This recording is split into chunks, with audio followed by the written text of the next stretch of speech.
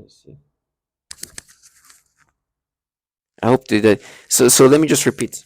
Can you imagine if you, a 30-some-year-old man, is told that the reason why you're seeing these things, so sad, so disgusting, in these sexual stimulating, disturbing ways that they make you react to this, is because they match this to a feeling you felt when you were in just turned 13 years old and you close to be 40 years old, right? Maybe in a few years. The same people who do these kind of things.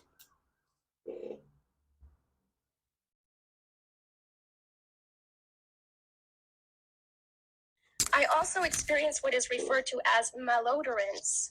This is the alteration of the smell sensation so that I am often made to smell various things, including smoke, burning, dirty diaper, or baby powder, which they sometimes combine with the pedophilia type of torture, including.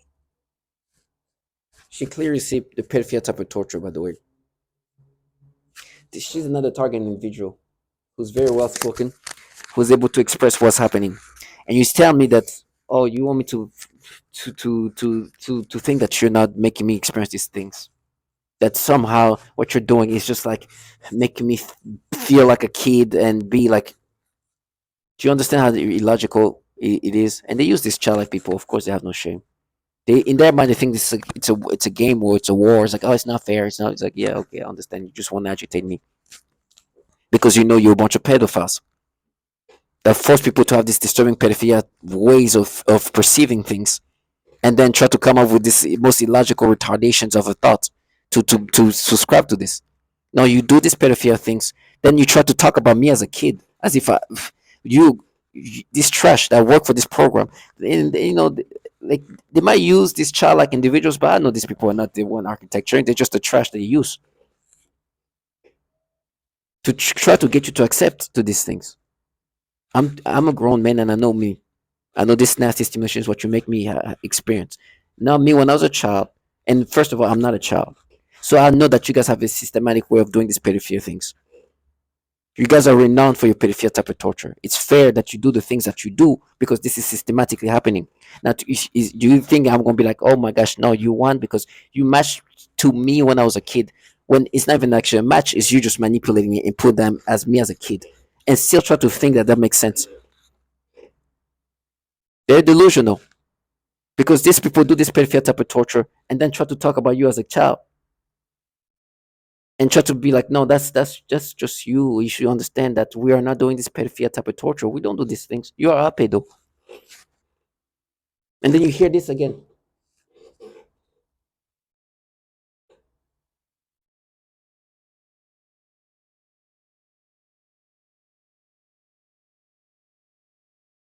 Disgusting, disgusting thing.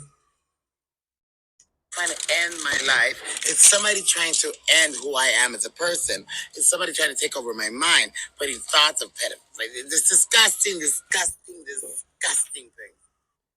This trans woman who's also a target individual who's very open. I think she passed. She's no longer with us, but she was really open about what was happening to her. She said that they will force her to be something else, somebody else, and force her to have this pedophilia kind of thoughts. You think I'm gonna let them live their fantasy? Of course, I know that's what they do, but it doesn't end there. And I'm gonna, if I have to do this every morning till I die, it's okay. This is them a purpose.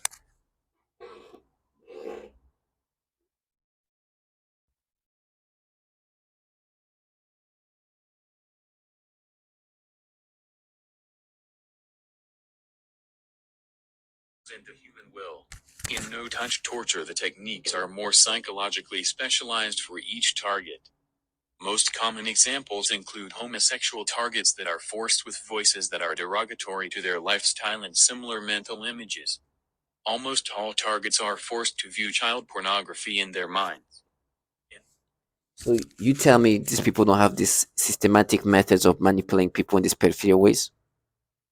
This is they did this questionnaire to multiple target individuals. I think a few hundreds or so, and most of them said there's some kind of child porn implanted in their mind, basically some kind of pedophilia imagination enforced implanted in their brain.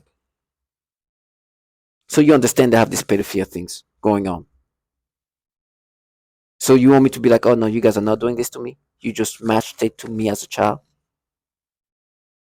They have no shame.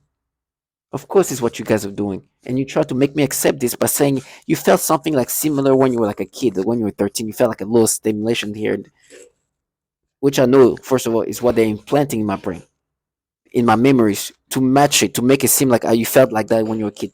And it does even make sense? No, of course it doesn't. But these people will put themselves in a situation where they're gonna they want they have close to spectrum like in ways of thinking, but they're gaslighting, so that's what they're supposed to be, but I don't think they're far from that naturally. And when they try to talk about what I actually this is something I did to myself when I was a kid in 8th grade, and just stupid moments and impulsive moments as a child. I'm like, do you know that kids die young?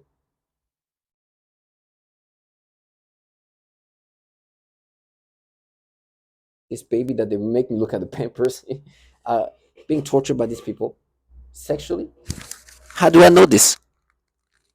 Because of course the target individual talks about it.